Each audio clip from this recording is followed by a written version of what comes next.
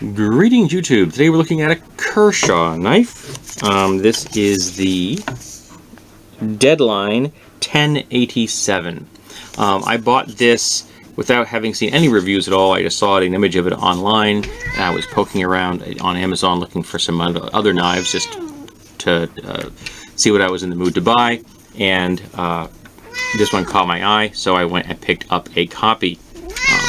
Yeah, sorry, I've got a cat that's trying to help us film a video, so I'm going to see if I can dissuade her. So, it's an all-steel knife, and it's kind of a unique locking mechanism, and I'll show you that in a minute. It has a tip-up carry clip, 2 positions, so that's nice, so you can put it on right hand or left hand, and because it is a flipper, that is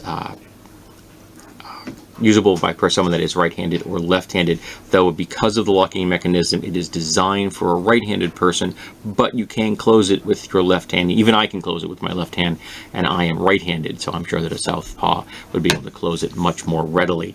And you notice this right here. This is a nice check texture because the scales themselves, other than this, are actually very smooth, and I was actually concerned that they would be too smooth when I had gloves on at work, and it isn't. Because of this texture, it gives it enough of a grip, even though I'm wearing gloves, that I can deploy the knife and use it without difficulty.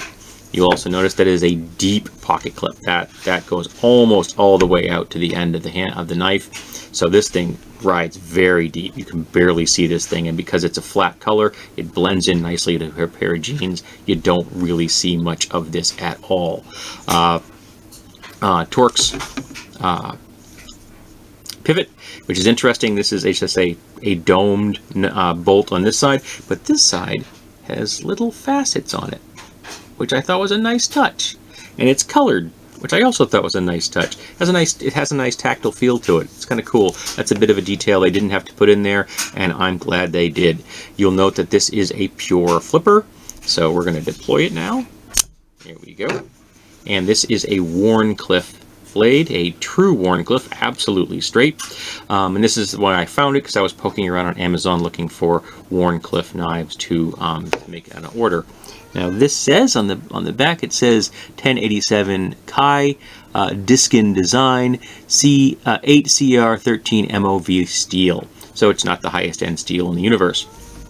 Full flat grind, nice swedge up here, and this has a nice geometry. I like that shape. It looks a lot like a utility knife razor in some ways, and I kind of like that. This is a really comfortable, and this acts as a really nice choil right there. That's very, very comfortable. There's a little bit of jimping on the back of the blade, but it's nicely rounded, so it is not aggressive in any way, shape, or form. We have a semi-open construction, and some jimping here, but it's fairly chunky and it's well beveled, so again, no aggressive at all, but it does afford you a nice grip. Finger cutouts here, so this is very comfortable, and if you are into a reverse grip, I'm not, but it's also very comfortable in that position as well. It's not a light knife because this is all steel. Now, about the lock, it's kind of a combination of a frame lock, because the actual part that hinges is part of the frame.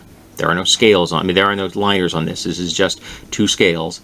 But on the inside, there is a liner which acts as an overdraw bar. So you can't overextend it while you're unlocking it. So it's kind of a combination of a liner lock and a frame lock. I've never seen a lock design like this at all, and I thought that was kind of unique. So it works just like a liner lock, and yet it is in fact a frame lock. Nice combination of things, and it's not too difficult to move. You have a cutout here, so that you have access. This cutout here is lower, so you have access to the liner lock with some nice clearance. I will say that because the knife is so thin, when I wear cotton gloves at work, I actually have a difficult time deploying that, because the weave of the glove is actually, and we have a cat joining us and helping, the weave of the glove actually kind of falls into that space, whereas if I use my artificial gloves, which are some kind of heat resistant fiber, that I am not 100% sure what it is. They work just fine because they have a finer weave. And of course, no gloves, just your hand. Works just fine. So that was my only minor caveat, that with the certain pairs of gloves I wear at work, it doesn't unlock as nicely as I wish it would.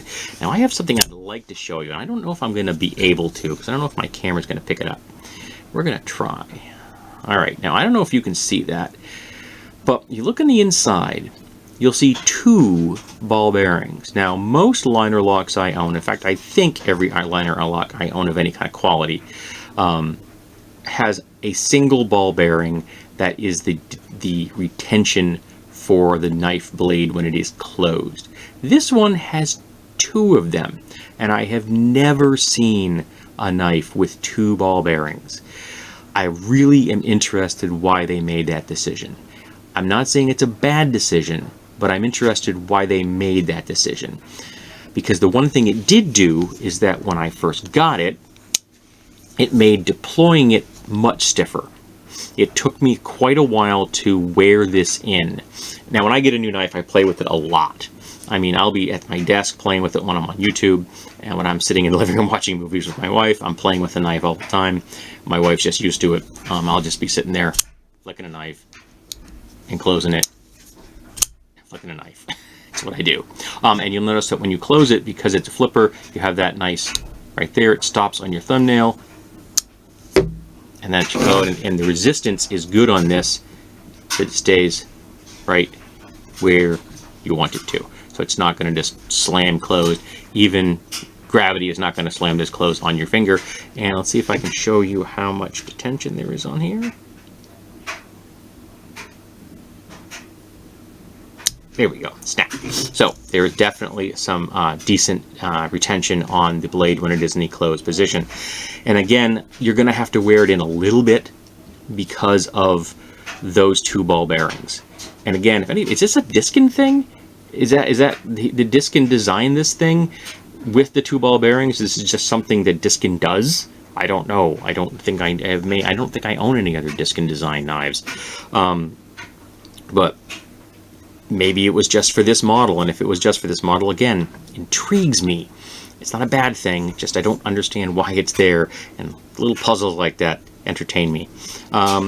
Overall, I got absolutely no complaints with this knife, again, except for that rather unusual problem I have with an open weave, kind of an open weave glove at work, but that is not something that most people are going to encounter, so it is not going to be a problem for them when they are using this knife. Anything else I need to tell you about this besides that? Oh yeah, it's a full flat grind and a secondary bevel, and I prefer a full flat grind.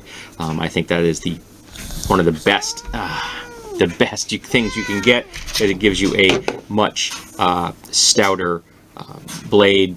Geometry in my book makes it, I don't like hollow grinds. I think hollow grinds are great slicers for like straight razors, but not for your general utility knives, and that's what this is really designed for, a utility knife. So this has been the Deadline from Kershaw, Diskin design, and if you like an all-steel knife and you like something that's a little out of the ordinary as far as design and as far as a locking mechanism, I think you can do a whole lot worse than this model.